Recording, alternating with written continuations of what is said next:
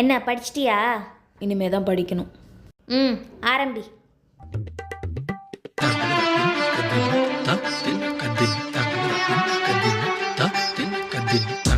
உன் ஃபோனை எடுக்காத.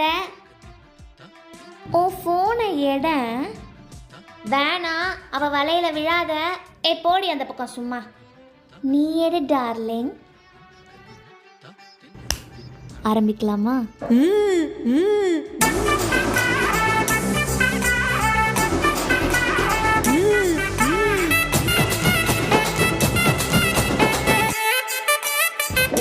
என்னது 5 மணி நேரம் ஆயிடுச்சா?